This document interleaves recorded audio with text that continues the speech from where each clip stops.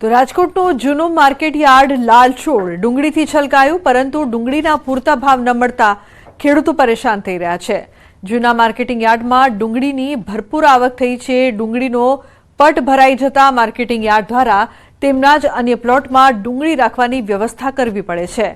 Marketing યાર્ડમાં હજારો બોરી ડુંગળીની આવક થઈ છે, પરંતુ લાલ ડુંગળીના ભાવ આ વર્ષે 100 રૂપિયાથી માંડીને સારી ગુણવત્તાની ડુંગળીના 450 રૂપિયા પ્રતિ મણના મળી રહ્યા છે, જે ગયા વર્ષની સરખામણીમાં 25% ઓછા ભાવ હોવાનું ખેડૂતોએ જણાવ્યું છે। જો સારી ડુંગળી હોય તો ખેડૂતોનો ખર્ચ માંડ નીકળી રહ્યો છે, અને નબળી ડુંગળી હોય તો ઉલટાના પૈસા ગુમાવવા પડે તેવી સ્થિતિનું સર્જન થયું છે। 170 થી 300 રૂપિયા સુધીનો મળે। નાની ડુંગળી હોય તો 100 રૂપિયા મળે છે। ગયા વર્ષ કરતાં 25% ભાવ છે। ગયા વર્ષે 700-800 રૂપિયા વેચાતી, 1000 રૂપિયા વેચાતી, 3 મહિના પહેલાં 1000માં વેચાતી હતી। અત્યારે 250 થી 350 રૂપિયામાં વેચાય છે ડુંગળી। ખેડૂતોમાં બરબાદ થઈ જાય। ડુંગળીમાં ગયા વખત કરતાં 25% ભાવ છે, ભાવ ઓછો મળે છે। સારી ડુંગળીના અને ભાવ મળવા જોઈએ એ પ્રમાણે નથી મળતા। મહેનત પ્રમાણે, ખેડૂતની મહેનત પ્રમાણે ભાવ નથી। રાજકોટનું જૂનું માર્કેટિંગ યાર્ડ છે તે ડુંગળીના પાકથી ભરાઈ ગયું છે। રાજકોટના જૂના માર્કેટિંગ યાર્ડ ખાતે જે છે અત્યારે હજારો બોરી ડુંગળીની આવક થઈ છે। ખાસ કરીને જે રીતના વાત કરવામાં આવે તો રાજકોટ જિલ્લા ઉપરાંત આસપાસના જે તાલુકા હોય છે, જિલ્લા હોય છે, ત્યાંથી પણ ખેડૂતો જે છે તે ગ્રામ્ય વિસ્તારોમાંથી મોટી સંખ્યામાં ડુંગળી વેચવા માટે જે રાજકોટ માર્કેટિંગ યાર્ડ સુધી આવતા હોય છે। જોકે ગયા વર્ષની સરખામણીએ ખેડૂતોને ભાવ પ્રમાણમાં ઓછા મળતા હોવાનું ખેડૂતો કહી રહ્યા છે। જે રીતના જે રાજકોટનું જૂનું માર્કેટિંગ યાર્ડ છે ત્યાં અત્યારે પુષ્કળ પ્રમાણમાં લાલ ડુંગળીની આવક થઈ છે। ડુંગળીના પટ છે તે પણ અત્યારે ભરાઈ રહ્યા છે। ખાસ કરીને જે જૂનું માર્કેટિંગ યાર્ડ છે ત્યાં મોટી સંખ્યામાં દૂર દૂરથી ખેડૂતો જે ડુંગળી વેચવા માટે આવતા હોય છે। જોકે ડુંગળી વેચવા આવતા ખેડૂતોનું કહેવું છે કે 25% જેટલા ઓછા રૂપિયા મળતા હોવાનું પણ ક્યાંક ખેડૂતોને લાગી રહ્યું છે। ડુંગળીના ભાવ છે અત્યારે કહી શકાય કે જે નીચી ડુંગળી, જે નબળી ગુણવત્તાવાળી ડુંગળી હોય છે તેમના ભાવ 100 રૂપિયાથી લઈ અને 400 રૂપિયાની આસપાસ મળી રહ્યા છે। જે ગયા વર્ષે જે છે નબળી ડુંગળી, જે નબળી ક્વોલિટીની ડુંગળી હતી એમના ભાવ પણ 125 રૂપિયા ઉપર મળતા હતા, પરંતુ ક્યાંક ને ક્યાંક આ વખતે જે નબળી ક્વોલિટીની ડુંગળી છે તેમના ભાવમાં જે મોટો ઘટાડો જે જોવા મળી રહ્યો છે ને એટલા માટે ખેડૂતો પણ ક્યાંક નિરાશ જોવા મળી રહ્યા છે। હાર્દિક જોશી, ન્યૂઝ 18 ગુજરાતી, રાજકોટ। તો જૂનાગઢ, ગીર સોમનાથ અને અમરેલી સહિતના વિસ્તારોમાં ઇકોઝોન અંગે વિરોધ ચાલી રહ્યો છે। ઇકોઝોન નાબૂદ થાય તે માટે ખેડૂતો વિરોધ કરી રહ્યા છે। ત્યારે આ મુદ્દે ભારતીય કિસાન સંઘનું એક પ્રતિનિધિ મંડળ રાજ્યના કૃષિ મંત્રી તેમજ વન મંત્રીને મળ્યું હતું। કિસાન સંઘના પ્રતિનિધિ મંડળે ઇકોઝોનથી ખેડૂતોને કેવા ગેરફાયદા અને નુકસાની થશે તેની રજૂઆત કરી હતી। પ્રતિનિધિ મંડળની રજૂઆતને લઈને બંને મંત્રીઓએ હકારાત્મક અભિગમ દાખવ્યો હતો।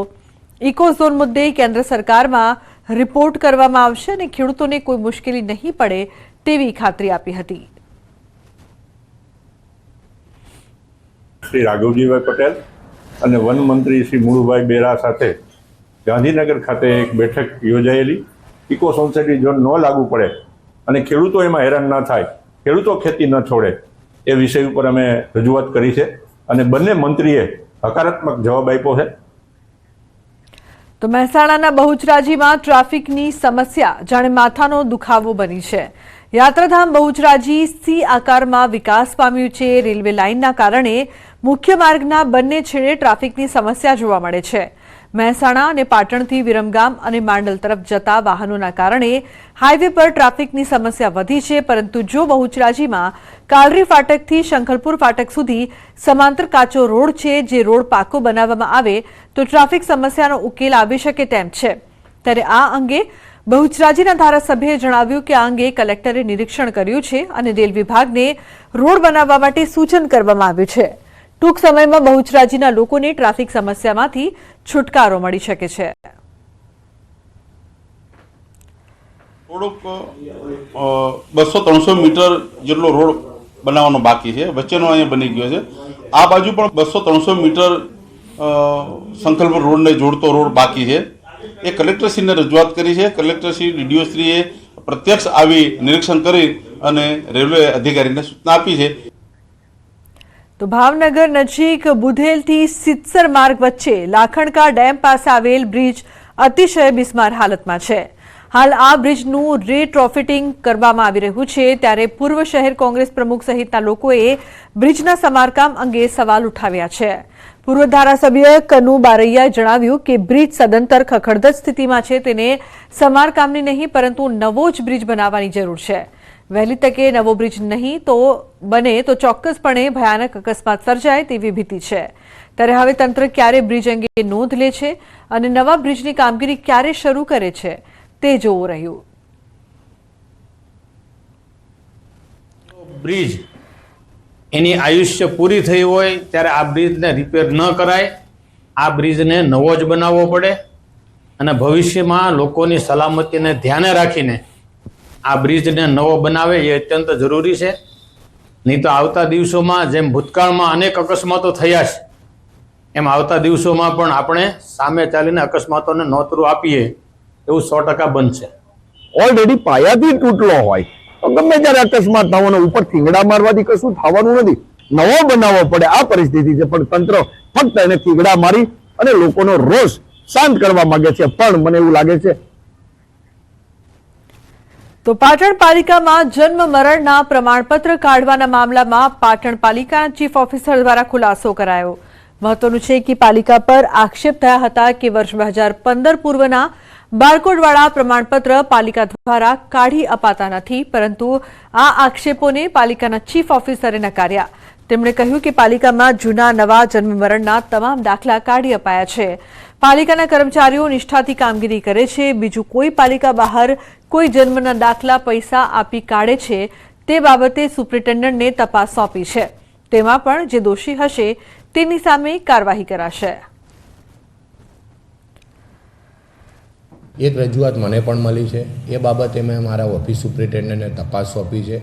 એમાં જે ફરિયાદી છે એ અને કોઈ એજન્સી એની સાથે સંકળાયેલી હશે તો એમાં નિષ્ઠાપૂર્વક એમના દ્વારા તપાસ કરવામાં આવશે અને તપાસના અંતે જો કોઈ દોષિત હશે તો તેની સામે સખ્તમાં સખ્ત કાર્યવાહી કરવામાં આવશે. કોઈ એજન્ટ આવી કામગીરી કરતો હશે તો એજન્ટની સામે સખ્તમાં સખ્ત કાર્યવાહી કરવામાં આવશે. કોઈ એજન્ટ સાથે નગરપાલિકાનો કોઈ કર્મચારી ક્યારેય સંકળાયેલો નથી.